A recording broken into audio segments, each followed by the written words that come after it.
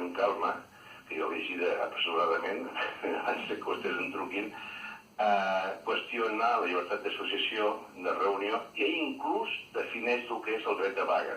És a dir, els consellers que se'ls envia a la presó se'ls envia perquè han utilitzat de forma dolenta el dret de vaga de la vaga del dia 3.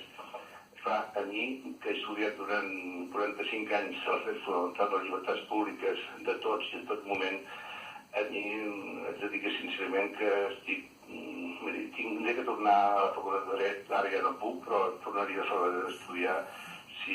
O que Montesquieu mor, és a dir, la separació de poders, o que tot els drets internacionals és una filfa, que els drets internacionals dels drets humans és una filfa. Dues preguntes per acabar. Perdoni. Quin és el timing o el calendari que hi pot haver en aquests passos? Estem parlant de 2 setmanes, de 2 o 3 mesos? No, tenen 60 dies. 60 dies, o sigui, la persona,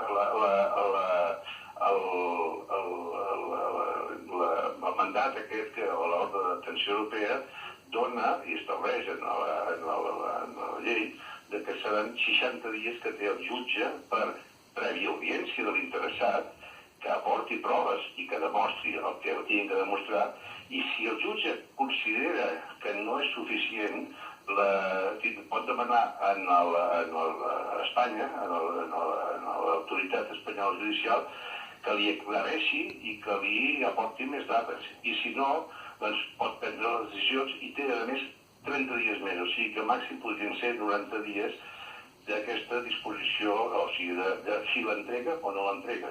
Primer, si considera que l'ha d'entregar, i segon, si realment entrega o té que entregar-lo. El president i els consellers van dir que no eren a Brussel·les per demanar el dret d'asil, però això és una opció no descartable a hores d'ara?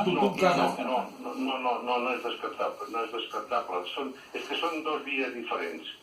El dret d'asil es basa, segons la Constitució, inclús espanyola, arreu de Minyons, Lectura i altres parts de la Constitució, amb el dret humanitari.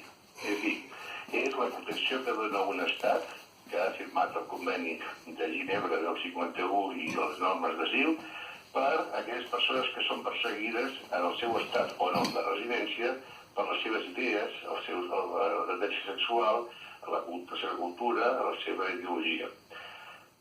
I aquí la relació no és de jutge a jutge, sinó que és d'estat. Llavors és l'estat qui decideix si aquella persona reuneix les condicions per ser perseguida políticament, i en aquest cas, doncs, llavors aquesta persona pot ser protegida. No té res a veure amb la cooperació internacional. I és així perquè els dos principals elements quan s'estudia l'asil per part d'un estat és el que se'n diu non-refoulement, que és la no retorn a l'estat que pot tenir risc la seva integritat o la seva vida, i segon, l'aturar qualsevol procés d'expatriació o d'extradició. És a dir, un es basa en el dret humanitari i l'ordre d'atenció europea es basa en la cooperació judicial internacional entre els països europeus. Té dues bases completament diferents. Eduard Segarra, especialista en dret internacional, moltes gràcies per atendre.